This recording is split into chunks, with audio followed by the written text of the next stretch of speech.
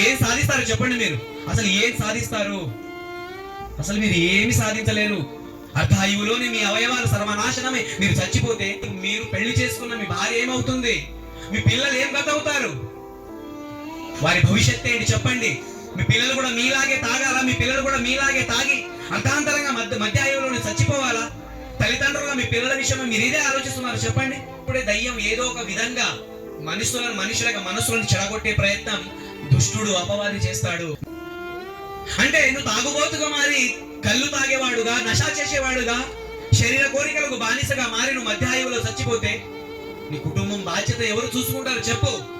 ఈ రోజు నీ బంధువులైన వాళ్ళు, నీ కుటుంబ సభ్యులైన వాళ్ళు ఏదో సానుభూతితో నాలుగు కన్నీటి బొట్టులు రాలుస్తారే తప్ప తర్వాత పిల్లలపై ఉన్న బాధ్యత తల్లికేనండి. నిజంగా చెబుతున్నాడు, తల్లికి తప్ప మిగతా వాళ్ళు ఎవరు పట్టించుకోరు.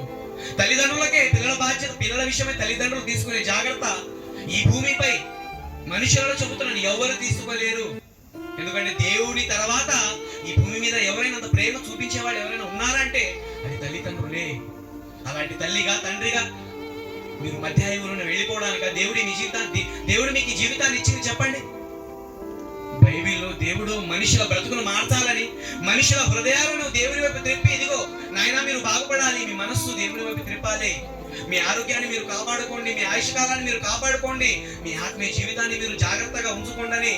మనుషుల భవిష్యత్తును ఎరిగిన దేవుడు వీరు మద్యానికి బానిస ఇలా చచ్చిపోతారనే భవిష్యత్తును ఎరిగిన దేవుడు క్రీస్తుకు పూర్వమే మరి మోషే గారి ద్వారా వ్రాయబడినటువంటి పంచకాండాలలో లేవి కాండంలో ఒక అద్భుతమైన మాట రాశాడండి. ఏంటి ఆ మాట చూడగలిగితే? లేవి కాండం 10వ అధ్యాయం 9వ వచనంలో చివరి మాట. లేవి కాండము 10వ అధ్యాయం 9వ వచనంలో ఒక అద్భుతమైనటువంటి మాట అక్కడ మరి ధర్మశాస్త్ర గ్రంథములో ఇశ్రాయేలీయుల కొరకు వ్రాయబడిన మాట అక్కడ మనకు కనబడుతుందండి. మీరు చావకుండునట్లు, మీరు చావకుండా మీరు బ్రతకాలి అనుకుంటున్నారా? అయితే మీరు ఇలా చేయాలి నాయన. ఏం చేయాలి? నీ కుమారుడును ద్రాక్షారసమును గాని మద్యపానమును గాని త్రాగకూడదు. మీరు చావకుండా ఉండాలి అంటే మీరు ఏం చేయాలో తెలుసా? మీరు ద్రాక్షారసమును తాగకూడదు, మద్యపానమును మీరు సేవించకూడదు. ఈ రోజు మద్యపానం తాగి తాగి తాగి ఎన్ని కుటుంబాలు రోడ్న పడుతున్నా తెలుసా?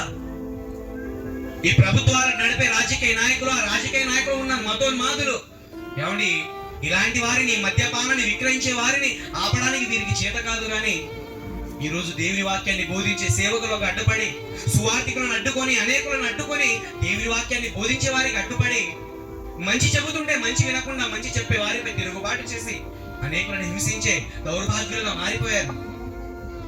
సమాజంలో ఆపవలసింది దేవుని వాక్యం ప్రకటించనివ్వకుండా కాదు ఆపడం.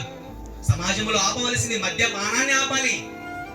ఆ మద్యపానం వలన తాగుడుకు బానిస ఎన్ని కుటుంబాలు సర్వనాశనం అవుతున్నాయో, మరి మద్యపానాన్ని విక్రయించే మరి ప్రభుత్వాలు ఈ విషయాలను గుర్తించాలండి. కానీ ఈరోజు ప్రతి ఒక్కరికి కూడా ధనార్జన, డబ్బే ధ్యేయం.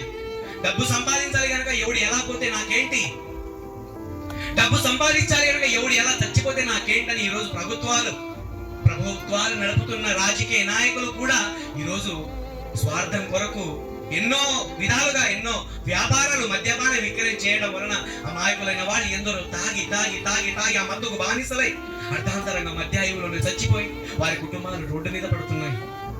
ఆ మద్యపానాన్ని దేవుడు గుర్తు చేస్తూ, ఆ మద్యపానం ఎంత ప్రమాదకరమైనదో, మద్యపానం నువ్వు తాగడం వలన నువ్వు ఎలా చచ్చిపోతావో, మద్యపానాన్ని దేనితో దేవుడు పోల్చాడో సామెతల గ్రంథం 23వ అధ్యాయం 31, 32 వచనాలు చదవగలిగితే, సామెతల గ్రంథం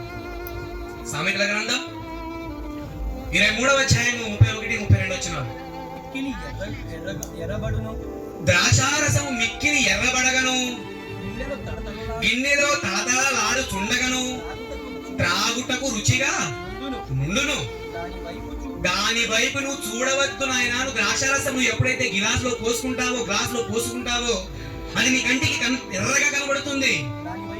దాని వైపు నువ్వు చూడవద్దు. అది చూసిన వెంటనే నీకు తాగాలనిపిస్తుంది. నువ్వు తాగితే నీ జీవితం నాశనం అయిపోతుంది, నీ శరీరం సర్వనాశనం అయిపోతుంది. కనుక నువ్వు ఏం చేయాలి? దాని పిమ్మట నువ్వు తాగితే ఏం జరుగుతుంది? పిమ్మట అది సర్పము వలె నిన్ను కరుచును. దేని వలె కరుస్తున్నట్టున్నాడు? సర్పము వలె అది కరుస్తుంది, కట్ల పాము వలె అది కాటు వేస్తుంది. మద్యపానం దేం చేస్తుంది? మనిషి తాగే మద్యపానమైన, మనిషి తాగే కళ్ళు అయినా, మనిషి తీసుకునే ఏ మత్తు పదార్థమైనా మనిషిని ఏం చేస్తుందంటే కట్ల పాము ఎలాగైతే కలుస్తుందో, సర్పం ఎలాగైతే కాటు వేస్తుందో, అలాగే మద్యపానం నిన్ను కాటు వేసి నిన్ను చంపేంత వరకు అది వదిలిపెట్టదు.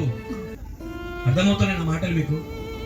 మీరు కళ్ళు తాగేవారుగా ఉన్నారా, జాగ్రత్త పడండి. మీరు మద్యపానం సేవించేవారుగా ఉన్నారా, మీరు జాగ్రత్త పడండి, విడిచిపెట్టండి. ఎందుకంటే అది నిన్ను కట్ల పాము వలె కాటు వేయడానికి సిద్ధంగా ఉంది అని దేవుడు బైబిల్లో మద్యపానాన్ని దేవుడు ముందుగానే కట్ల పాముతో పోల్చాడు, సర్పంతో పోల్చాడు.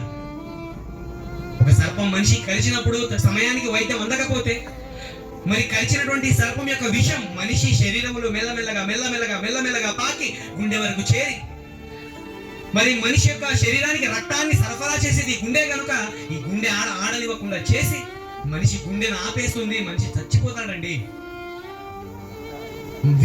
విషం ఎలాగైతే పని చేస్తుందో మద్యపానం కూడా మనిషి జీవితాన్ని అంతం చేస్తుందని దేవుడు చెబుతున్నాడు. గనుక మీరు ఆలోచించాలి. మద్యపానం సేవించే అలవాటు ఉంటే మీరు మానుకోండి. మరి ఏ ఇతర మత్తు పదార్థాలను సేవించే ఆలోచన మీ దగ్గర ఉంటే మీరు మానుకోండి, లేకపోతే మీకు ప్రమాదం. ఈరోజు ప్రపంచంలో ఉన్న మనుష్యులు, ప్రపంచంలో ఉన్న వ్యక్తులు మీరు మారాలి, మీరు దేవుని దగ్గరకు రావాలి. కేవలం మద్యపానం అనే కాదండి. ఈరోజు కేవలం ఒక తాగుడు మద్యపానం అనే కాదు, మనుషులు చేస్తున్నటువంటి ఎన్నో పాపాలు, ఆ పాపాల వలన ఎన్నో రోగాలు, ఎన్నో పాపాలకు, ఎన్నో సుఖాలకు మనిషి మరిగి ఈరోజు దేవుని పక్కన పెట్టేశాడు. ఈరోజు ఎన్నో మాటలు, హెచ్చరిక మాటలు, ఎన్నో మాటలు మాట్లాడినప్పటికీ సమాజంలో అందరూ వింటున్నారో చెప్పండి? ఎవరు వింటే మీలాంటి బీద పరిస్థితుల్లో ఉన్న మీలాంటి